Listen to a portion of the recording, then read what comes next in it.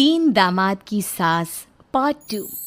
अब तक आपने सुना कि कावेरी जी अपनी तीनों बेटियों ईशा, मोहिनी और सुहाना की शादी तीन घर जमाई लड़कों के साथ करवा देती है। उन्हें लगता है कि ये लड़के शायद घर का कामकाज संभाल लेंगे, लेकिन उनके तीनों घर जमाई बहुत आलसी थे। वो नौकरी भी नहीं करते थे और बाहर का काम भी नहीं। कावेरी जी ने अपनी बेटियों से कहा कि वो प्रेगनेंसी का बहाना बनाकर अपने पतियों को सबक सिखाए। अब सुनिए आगे। मम्मी, आपने जैसा कहा था हमने वैसा ही किया, लेकिन देखिए ना, विवेक का हाल तो वैसा का वैसा ही है। घर में ना सुबह का नाश्ता बनता है और ना खाना। नौकरी पर जाने की बात करूं तो खाने को दौड़ते हैं मुझे। हाँ मम्मी, मैंने भी सुमित को कितनी बार कहा कि अगर नौकरी नहीं करनी तो कोई छोटी सी दुकान ही खोल लो। घर का खर्चा कैसे चलेगा? देखो दोपहर के 12 बजने आए और जनाब अभी तक सो रहे हैं। हाँ मम्मी, ईशा और सुहाना ठीक कहती हैं। अविनाश का भी यही हाल है। जब मैंने अपनी प्रेगनेंसी के बारे में कहा तो मुझसे कहने लगा, अरे दूसरी लड़कियां तो 9-9 महीने तक नौकरी करती है, बस डिलीवरी के टाइम छुट्टी लेती है। मोहिनी, तुम भी नौकरी करो। अब मुझे कहाँ नौकरी मिलेगी? मम्मी बताओ अब मैं क्या करूँ? हे भगवान, क्या सोचकर घर जमाई दामाद लाई थी मैं कि मेरी बेटियां मेरे पास रहेंगी और खुश रहेंगी, लेकिन इन आलसी दामादों ने तो हमारी जिंदगी को भी प्रॉब्लम में डाल दिया है। मैं तो कहती हूँ मम्मी, हम लोग वापस अपनी जॉब पर जाना शुरू कर देते हैं। बता देते हैं इन लोगों को कि हमने प्रेगनेंसी का बहाना किया है। नहीं नहीं बेटा, ऐसी गलती भी मत करना। अगर तुमने ऐसा किया तो इन तीनों की आदत और ख़राब हो जाएगी। अरे आज नहीं तो कल कभी तो तुम प्रेग्नेंट होगी, तब वापस यही प्रॉब्लम आएगी। तब क्या करोगी तुम तीनों? हाँ मम्मी, आपकी बात तो बिल्कुल सही है। इन लोगों को तो सुधारना ही पड़ेगा। लेकिन कैसे? अपने बच्चों के आने की खबर सुनकर भी इन लोगों पर कोई असर नहीं हो रहा। पैसे कमाने के लिए घर से बाहर निकलना ही नहीं चाहते ये तीनों। अब मेरे दिमाग में एक प्लान आया है।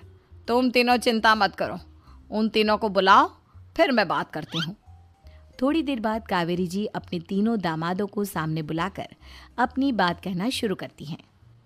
अविनाश, सुमित और विवेक, देखो बेटा, मैं ना तुम तीनों से बड़ा प्यार करती हूँ, इसीलिए तो तुम्हें घर जमाई बना कर रखा है मैंने।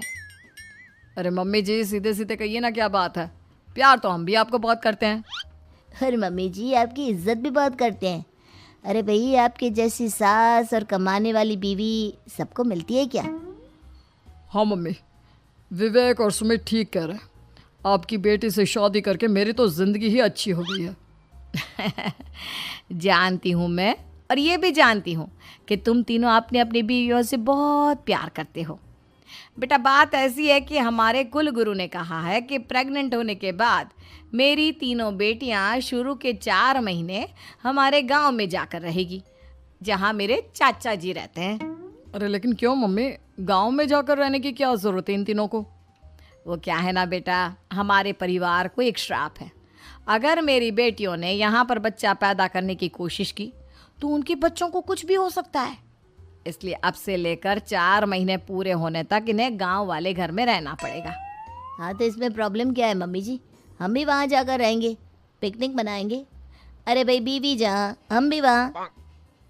हाँ यार, आइडिया तो बहुत अच्छा है। शहर की ज़िंदगी में रह रहकर परेशान हो चुके हैं, अब कुछ दिन गांव में बिताएंगे। तुम लोग समझने की कोशिश क्यों नहीं करते? तुम में से कोई भी वहाँ नहीं जा सकता, और मैं यहाँ रहूँगी ना तुम तीनों के साथ। 4 महीने की तो बात है, उसके बाद ये तीनों ही लौट कर आ जाएंगी। ठीक है मम्मी जी, अब हमारे बच्चों का सवाल है तो ये तो करना ही पड़ेगा। कावेरी अपनी तीनों बेटियों को कुछ दिन के लिए घर से बाहर कहीं दूसरे शहर में रहने के लिए भेज देती है। कुछ दिनों के बाद, अरे मम्मी जी, बहुत दिन से पिज्ज़ा नहीं खाया, मंगवाइए ना। क्या बताऊं बेटा, पहले तो बेटियां खर्चा दे देती थी क्योंकि उनकी नौकरी थी, लेकिन अब तो मेरे पास पैसे ही नहीं बचे। थोड़े बहुत पैसे हैं जो बच्चों की डिलीवरी में काम आएंगे। लेकिन मम्मी जी, आपकी बेटियों को वापस आने में तो अभी बहुत वक्त बाकी है। वही सोच सोच कर परेशान हो रही हूँ। सोच रही हूँ कल से दूध भी बंद करवा देती हूँ। अब दूध वाले को देने के लिए पैसे भी तो नहीं है ना। अरे नहीं नहीं मम्मी जी, अगर दूध भी बंद करवा दोगी तो मुझे चाय कहाँ से मिलेगी? और चाय के बिना मैं तो मर ही जाऊंगा। क्या करूं बेटा, इसके अलावा हमारे पास कोई ऑप्शन नहीं है, मेरे पास पैसे ही नहीं बचे। इस तरह कावेरी जी धीरे धीरे अपने तीनों दामादों को पैसे देना बंद कर देती हैं और घर में खाने पीने की चीजें लाना भी बंद कर देती है। अब वो तीनों बुरी तरह से परेशान होने लगे थे और इसलिए एक दिन तीनों प्लान करके घर से बाहर निकलते हैं और बाजार में जाने के बाद यार अच्छा खाना खाए हुए कितने दिन हो गए, पता नहीं कब अच्छा खाना मिलेगा। हमारी बीवियों के जाने के बाद तो हमारी हालत भिखारियों जैसी हो गई है यार। कुछ भी हो, मुझे तो आज पिज्ज़ा खाना ही खाना है। जेब में 1 रुपया नहीं और पिज्जा खाएगा, कहाँ से आएंगे पैसे? अरे देख वहाँ सामने बोर्ड पर क्या लिखा हुआ है, कंप्यूटर पर काम करने के लिए एक आदमी की आवश्यकता है। भाई मैं तो जा रहा हूँ, काम करूँगा और शाम तक पैसे लाकर आराम से पिज्ज़ा खाऊंगा। जा जा, तुझे कोई काम नहीं देने वाला, हम तो घर जा रहे हैं। चल भाई सुमित। सुमित और अविनाश वहाँ से चले जाते हैं और विवेक उस कंप्यूटर शॉप पर सारा दिन काम करके 5,000 रुपये कमा कर घर लौट कर आता है और अपने खाने के लिए अच्छी अच्छी चीज़ें भी लेकर आता है। ये देखकर विवेक और सुमित के दिल में भी कुछ पैसे कमाने की इच्छा जागती है। अरे सुबह सुबह कहाँ चल दिए तुम? मम्मी जी एक बहुत अच्छी जगह मिली है, कंप्यूटर पर काम करने के 5,000 मिले थे कल मुझे। अगर रोज़ काम करूँगा तो पूरे 40,000 की तनख्वाह। अरे वाह, ये तो बहुत अच्छी बात है दामाद जी, आपको जाना ही चाहिए। सुमित और अविनाश विवेक को इस तरह तरक्की करते देखकर परेशान हो जाते हैं और वो दोनों भी काम की तलाश में निकल पड़ते हैं। धीरे धीरे उन दोनों को भी काम मिल जाता है। अब कावेरी के तीनों दामाद छोटी मोटी नौकरी करके अच्छा पैसा कमाने लगे थे। एक दिन कावेरी उन्हें अपने पास बुलाती है। अरे वाह, विवेक 40,000 कमा लेता है, अविनाश 60,000 और सुमित तुम भी 40,000 के आसपास कमा ही लेते हो। कुल मिलाकर तुम अच्छे खासे पैसे कमा रहे हो बेटा।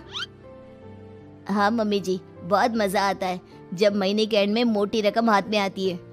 पूछिए मत मम्मी जी, घर में रहकर रोटी बना बना कर और तो जैसा महसूस होने लगा था मुझे तो। हाँ बेटा, तुम तीनों की बात तो बिल्कुल ठीक है और जानते हो अब तुम तीनों की पत्नियां भी वापस लौट कर आने वाली है। लेकिन मम्मी जी अभी तो उन्हें गए सिर्फ 2 महीने हुए हैं, आपने तो कहा था वो 4 महीने के बाद लौट कर आएंगी। ऐसा कुछ नहीं है बेटा, मैं सिर्फ तुम तीनों को सबक सिखाना चाहती थी कि आदमी घर में बैठकर बीवी की कमाई खाता हुआ अच्छा नहीं लगता।